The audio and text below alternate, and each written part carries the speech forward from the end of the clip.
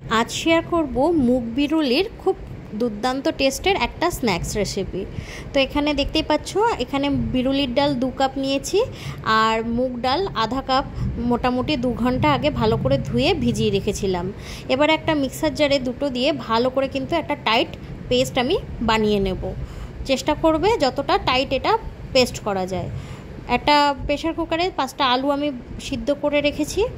অপরদিকে ডালটা বাটিতে নিয়ে একটু নুন দিয়ে হাতের সাহায্যে কিন্তু ভালো করে ফাটিয়ে রেডি করে রাখবো।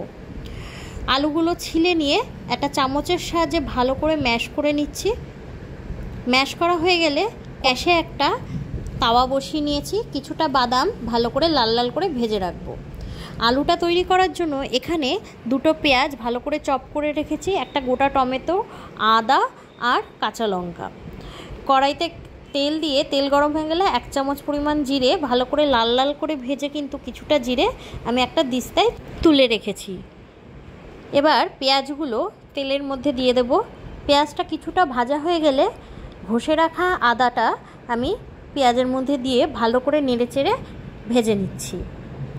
দিয়ে দেব লাস্টে টমেটো কুচি, আর যে জিরেটা আমি ভেজে দিস্তায় তুলে রেখেছিলাম সেটা আমি ভালো করে গুঁড়ো করে নেব।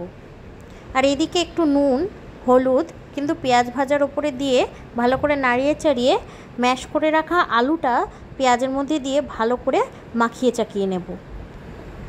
এবার দিয়ে দেব গুঁড়ো করে রাখা জিরে পাউডারটা। সবার লাস্টে দিয়ে দেব কাঁচা লঙ্কা কুচি আর ভেজে রাখা কাঁচা বাদাম।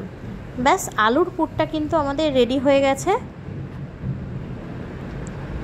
তো এবার গ্যাসে একটা এরকম ননস্টিকের ক্রিপসি বল বানানোর তাওয়া বসিয়ে নিয়েছি। তাওয়া গরম হয়ে গেলে দিয়ে দেব সাদা তেল, একদম সামান্য। তার উপর দিয়ে দিচ্ছি কালো জিরে।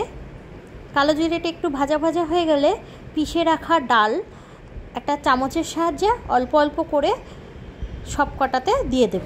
ডাল দেওয়া হয়ে গেলে এর মধ্যে দিয়ে দেব একদম ছোট ছোট করে আলুর পুর। হাতের সাহায্যে ছোট ছোট বল বানিয়ে কিন্তু এর মধ্যে দিয়ে দিতে হবে। এটা কিন্তু যতটা হেলদি ততটাই টেস্টি হয় খেতে।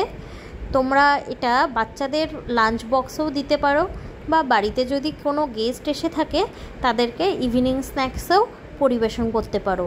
ছোট থেকে বড় সকলেরই কিন্তু এই রেসিপিটা খুব ভালো লাগবে। অবশ্যই ট্রাই করো, আর ট্রাই করে কিন্তু কমেন্ট বক্সে জানাতে ভুলবে না তোমাদের কেমন লাগলো।